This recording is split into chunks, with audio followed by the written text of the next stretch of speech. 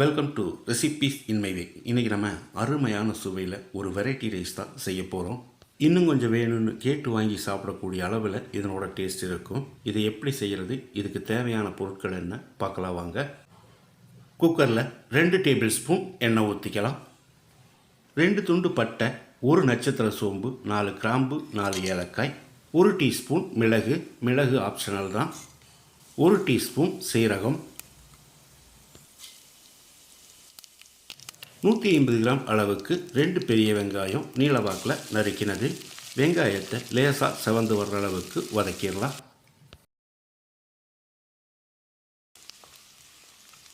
வெங்காயம் நல்லா வதங்கிடுச்சு. இதில் 1 டேபிள் ஸ்பூன் இஞ்சி பூண்டு விழுது சேர்த்து பச்சை வாசனை போகிற அளவுக்கு ஒரு 30 செகண்ட் பரட்டி விட்டுடலாம்.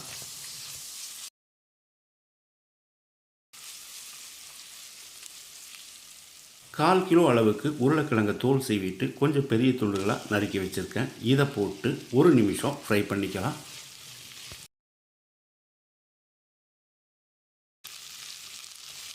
இருபது மீல் மேக்கரை ஒரு 5 நிமிஷம் தண்ணியில் கொதிக்க வச்சு தண்ணியை புழிஞ்சிட்டு எடுத்து வச்சுருக்கேன். இதை போட்டுக்கலாம். 2 பச்சை மிளகாய் நறுக்கினது,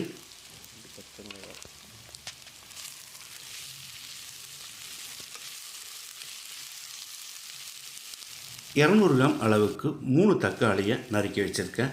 இதை போட்டு 1 நிமிஷம் நல்லா வதக்கி விட்டுடலாம்.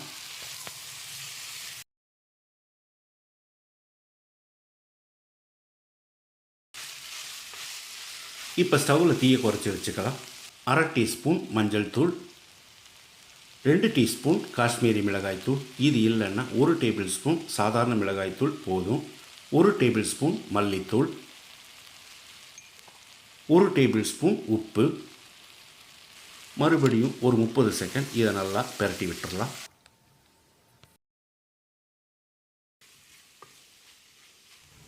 அடிபிடிக்காமல் இருக்கிறதுக்காக கொஞ்சமாக தண்ணி சேர்த்துக்கலாம். மசாலாவோட பச்சை வாசனை போகிற அளவுக்கு ஒரு 30 செகண்ட் இதை நல்லா பரட்டி விட்டுடலாம்.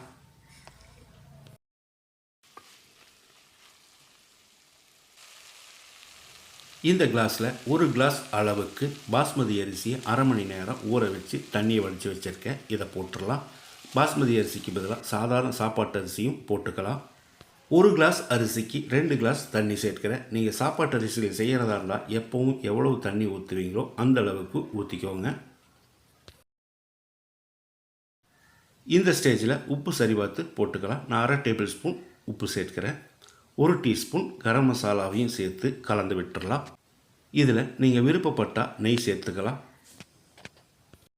இப்போ குக்கரை மூடி 2 விசில் விட்டு எடுத்துக்கலாம். நீங்கள் சாப்பாட்டு அரிசியில் செய்கிறதா இருந்தால் எப்போவும் எவ்வளோ விசில் விடுவீங்களோ அந்தளவுக்கு விட்டு எடுத்துக்கோங்க. 2 விசில் வந்து ப்ரெஷர் அடங்கிடுச்சு. இப்போ திறந்துடலாம். இதில் பொடியாக நறுக்கின மல்லி இலையை தூவி கலந்து விட்டுடலாம்.